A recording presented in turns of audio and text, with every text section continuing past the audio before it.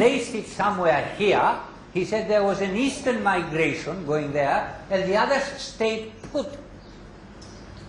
These are the tricks that mainstreamers, particularly Witzel, use to mislead scholarship. Fortunately, Conrad Elst and George Cardona corrected him. And then he claimed that this was an error made by his editor. Now, if you want, you believe it. That's all I have to tell you today. Thank you very much.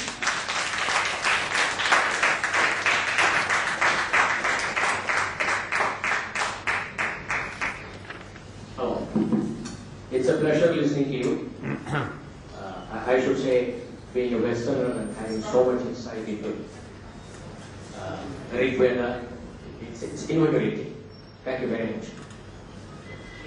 I don't know whether this question will be relevant to what you have spoken, but I have seen from the Western scholars a fixation on dating. We have a concept here called anati. A concept? Anati. Anadi. Yeah, there is no beginning, there is no end. It's on that which is there all the time. And time itself is a new concept. I want to understand what the Western scholars are thinking about this concept, which is essentially Vedic in nature. If you could throw some light, I would be pleased. Anadi is, of course, a concept in Indian philosophy, certainly, and it is connected with the one which is breathing by itself, and its outward breath creates the universe, and its inward breath withdraws it at the end of the kalpa.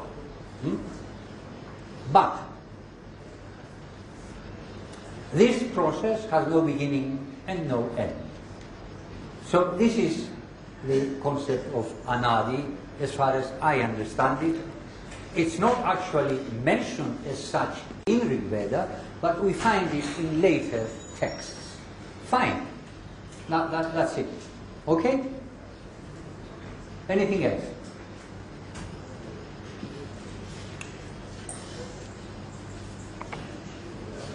Please.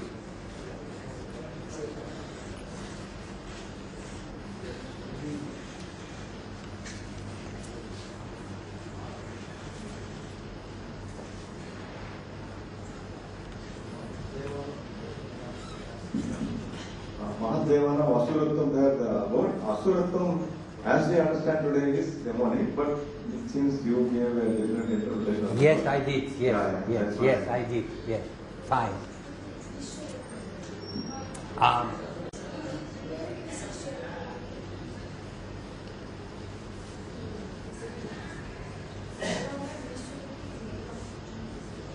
Can I please reply to the gentleman? Please be seated. In Rigved and later, Asura means God, means Lord, High Lord. This is the first meaning. Towards the end of the Rigved and later, in classical period, Asura becomes demon, and Asuratva, the demonic nature. But until then, it has both meanings. And in the beginning of the Rigved, the early books of the Rigved, Asura is a higher title than God. Okay? Overlord, High Lord. Rudra is called Asura. Varuna is called Asura. Agni is called Asura. Okay? There's a gentleman here. Can you give him the microphone? Sir, we thank you for a very fine and elucidating lecture. I'm coming back to this Asura, and I think there is a mention of Ahura Mazda, whom the Persians worship, perhaps even today. And we derive from Ahura Asura. But we also have Sura means Deva, and Asura means the opposite. Dharma, Adharma. Sura, Asura. Would you like to comment perhaps on that? Certainly, yes. Thank you very much for bringing this subject up. Yes, I would like to comment on that. Thank you. The word Asura is original. It is not made of Asura. It's made of Asu plus the termination Ra. As you have Vandu Ra, you have many words with the termination Ra, and it usually is an adjective. Sura is a later construction to explain Asura. Asura. It is not before Asura, it is not even contemporary. It shows up later in the language. Asu plus Ra. Is that all right? Anything else? And what does the word Asu actually mean? Please give to the lady at the back the microphone. And how would you exactly explain the word Asu? Asu means life, energy, force. Asu. Or another word is spirit, really. Spiritual force. Anything else? Lady here? Over here? Oh, okay. After this. Do you think Asura is an analogical creation? I'm sorry? Is it an analogical creation, Asura, the word?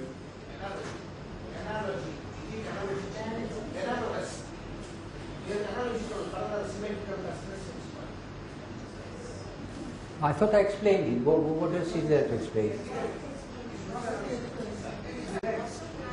I thought I explained Asura. What else is there?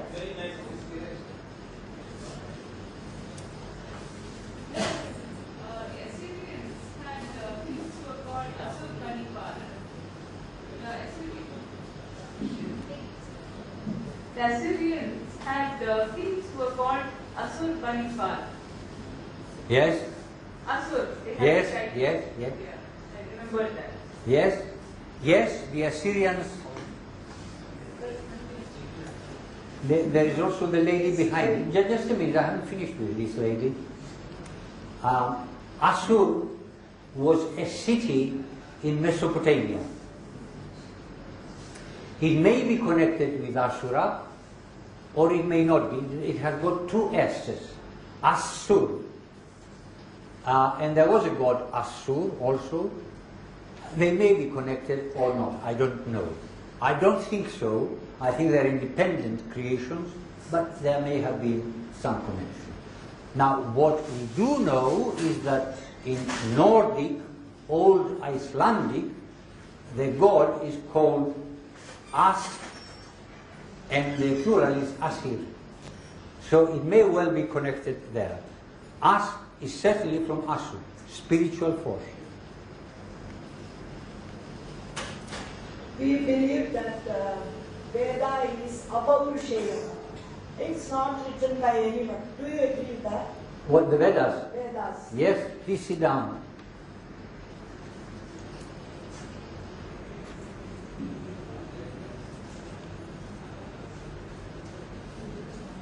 Undoubtedly, the sacred Vedic law is Apaurushaya.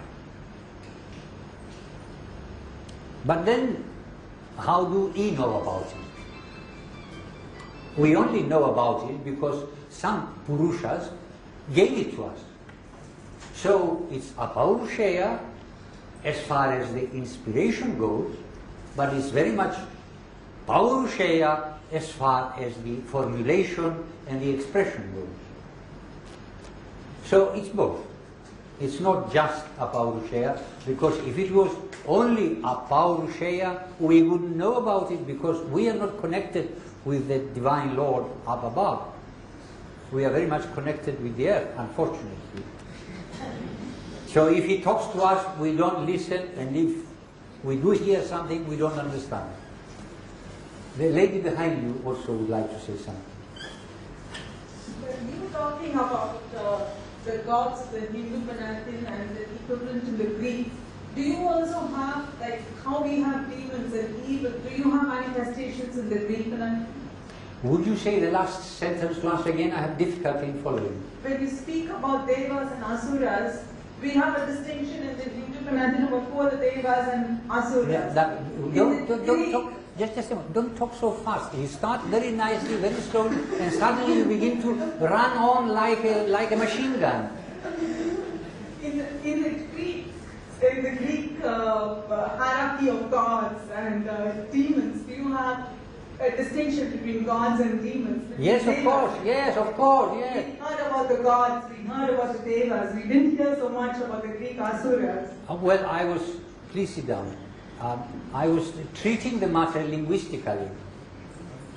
So I only dealt with words that are the same in both. But the Greeks did have demons, yes, lots of them, many more than you have. They had the Titans, first of all, which were the very first gods, but we don't know much about them. And then there are demonic creatures of different types. Many. The Titans were confined to Tartarus, below the earth, in hell. Hades, as it's called. Anything else? Yes, this lady. No, you first. This lady. You were telling about the substance. Yes. About the substance area. You were telling about the substance area. Saptasindhu, yes, I was talking about that. Yeah, that same area is basically Indus Valley civilization. So Yes. So where was Indus Valley civilization if Aryan were the native of the Saptasindhu? Now you do exactly the same thing. You start with the machine gun. Please, more slowly. If Aryans were the natives of Saptasindhu, Yes. then where was the Indus Valley civilization? In Saptasindhu. No, who were the people? They were the Aryans or The Aryans were there. the Indus Valley people were the Aryans? Yes. And later they migrated to Iran. Well, some of them did, not all of them. Yeah. Some of them migrated even further on. No, but you know, when we were young, we used to learn that okay, those people were not the Aryans, they were the. But that's the old theory. We dispense with that. Now you Indians must learn to think differently now. Stop thinking about the Indo-Aryans, the Vedic people coming from somewhere else. They did not come from somewhere else, they were here. Okay? That's what the Rigved says, that's what Baudhayana says. Now, why, please sit down, why do you believe foreigners and you don't believe the authorities in your own tradition?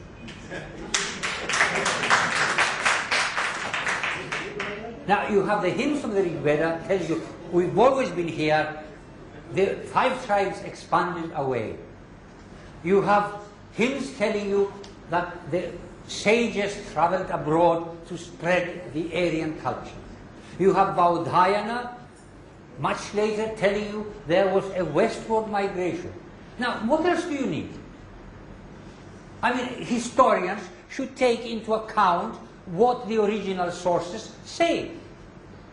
They should not take into account what Western scholars say 5,000 years afterwards. How do they know? They weren't there.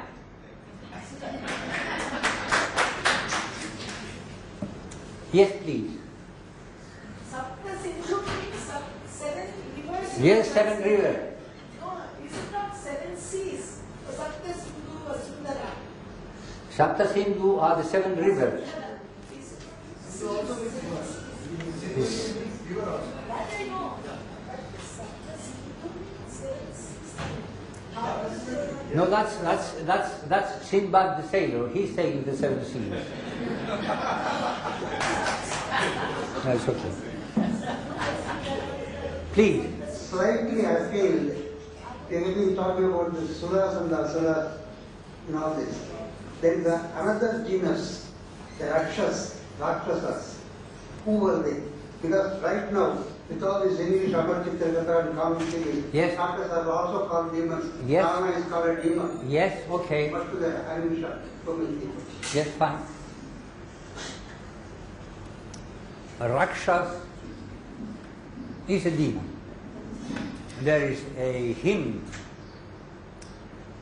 133 which talks about a desolate area, darkness, with Rakshasas, Yadumatis, Yadudhanas, sorcerers, ghouls, all together there.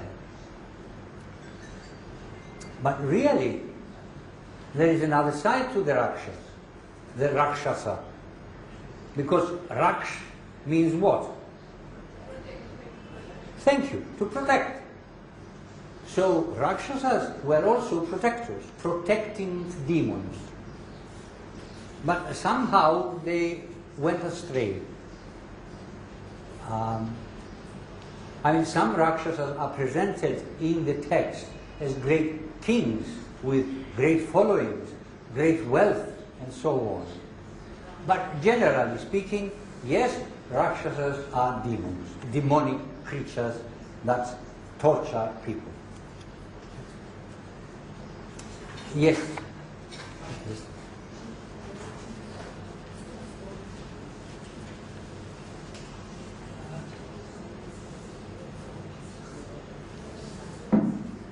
I am still on the question of Asura and demon. Just now we heard that a demon could be a protector. A person could have a personal demon who would protect him, who would inspire him, and in the eyes of an enemy, that protector would be regarded as a dangerous object and therefore to be given a bad word. Now many of our the Mahabharata and the Ramayana, we have people who were enormously learned, enormously devoted, given to worship, and yet went the wrong way, and therefore deserved to be destroyed by the forces of good. Now I'm thinking of a demon or a raptor who was originally a god like any other, but who went the wrong way, and like Lucifer fell never to rise again. Yes, but what is your question, sir? Yes. I'm not quite following the question. No, my question is, this origin of the Sura versus Asura, where Ahura equals Asura, means Lord, mighty Lord.